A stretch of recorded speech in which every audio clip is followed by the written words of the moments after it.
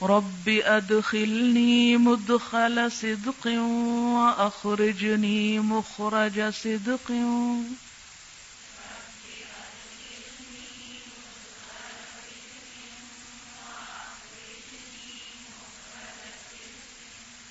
واجعل لی من لدنک سلطانا نصیرا.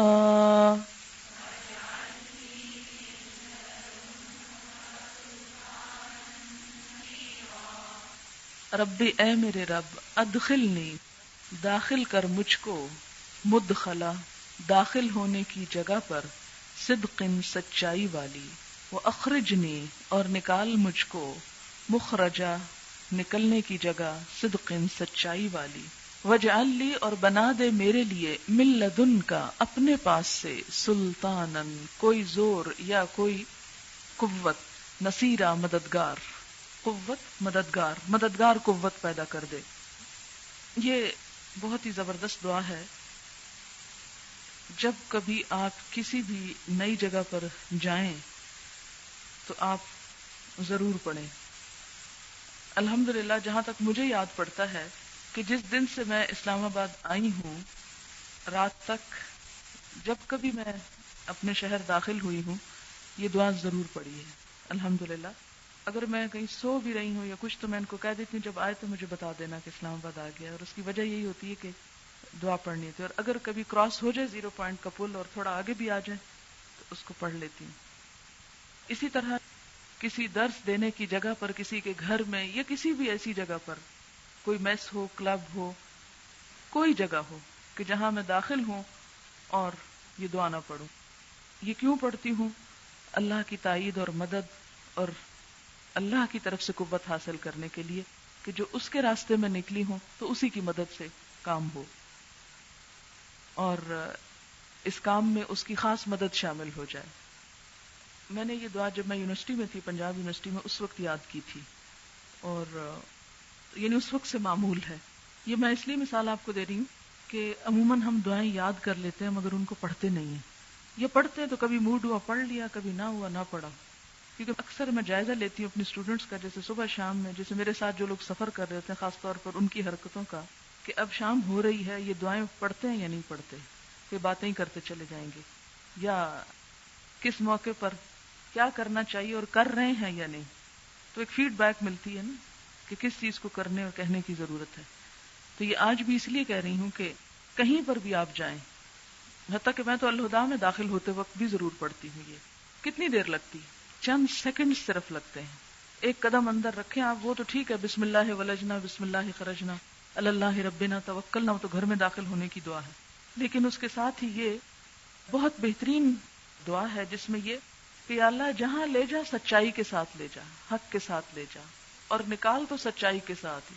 یعنی نہ ہم جھوٹ کے گواہ بنے اور نہ ہی یہ ہے کہ کسی جھوٹ پر جمع ہو اور نہ ہی جھوٹ پر ہمارا نکلنا ہو. اور اسی طرح یہ ہے کہ اپنے پاس سے، یعنی کسی پر مجھے بھروسہ نہ ہو، نہ مجھے کسی انسان پہ توکل ہو، صرف تیری ذات پر توکل اور بھروسہ ہو، تیری ہی قوت میرے ساتھ ہو کہ اپنے پاس سے کوئی ایسا مددگار قوت پیدا کر دے میرے لیے کہ جو کافی ہو جائے.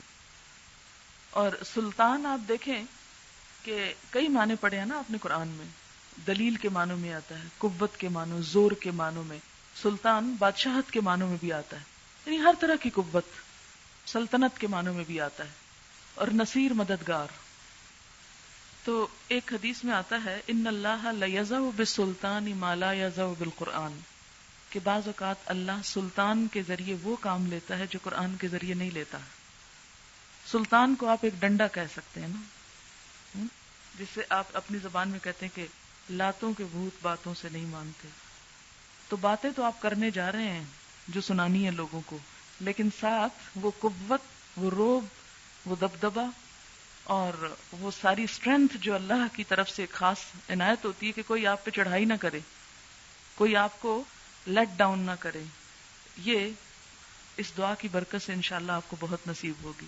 تو اس کو اپنی زندگی کے لیے حرز جان بنا لیں کہ جہاں بھی خصوصی، یعنی کسی بھی نئی جگہ پر آپ جائیں، لیکن ظاہر ہے کہ جس غلط جگہ پہ آپ جا رہے ہیں خدا نخواستہ، تو وہاں آپ کیسے پڑھیں گے کہ ادخلنی مدخل صدق، تو باطل ہے، باطل میں تو صدق نہیں ہوتا. ہاں تو جب آپ اللہ کے دین کے لیے نکلیں، خواہ آپ سسرال جا رہے ہوں کیونکہ وہاں بھی تو دین کا کام کرنا ہے نا، خواہ آپ کسی بھی جگہ جا رہے ہیں تو آپ اس کو پڑھیں. آپ دیکھیں گے کہ جہاں 1000 لوگ بھی آپ کی مخالفت کریں گے نا، وہاں اللہ انہی میں سے ایک ایسا پیدا کر دے گا جو آپ کا دایاں بازو بن جائے گا، کیونکہ آپ نے اللہ سے مدد مانگی نا.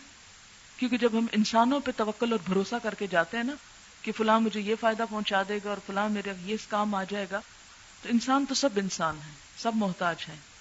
انسان بھی اس وقت مدد کرتے ہیں جب اللہ مدد کا خیال ان کے دل میں ڈالتا ہے. آپ کی ماں بھی آپ پہ رحم نہیں کر سکتی اگر اللہ اس کے دل میں ممتا نہ پیدا کرے. کوئی انسان آپ سے محبت نہیں کر سکتا جب تک اللہ اس کے دل میں آپ کی محبت نہ ڈالے. تو جو کچھ ہوتا ہے اس ہستی کی طرف سے ہوتا ہے. تو اس لیے ٹھیک ہے مادی قوتیں، مادی وسائل، مال و دولت یا ہیومن ریسورسز اور یہ ساری چیزیں اسباب ہیں، یہ چاہیے ہوتی ہیں انسان کو کسی بھی مشن کی تکمیل کے لیے. لیکن ان سب کے اوپر جو مدد چاہیے اور جو قوت چاہیے اور جو مددگار چاہیے وہ اللہ ہی بھیجے گا، اور اسی سے مانگے ہمیشہ. اسی طرح ایک اور دعا بھی میں ساتھ ملاتی ہوں، رب انزلنی منزلا مبارکا وانت خیر المنزلین، اور ساتھ ہی پھر رب ادخلنی مدخل صدق، رب ادخلنی مدخل صدق واخرجنی مخرج صدق.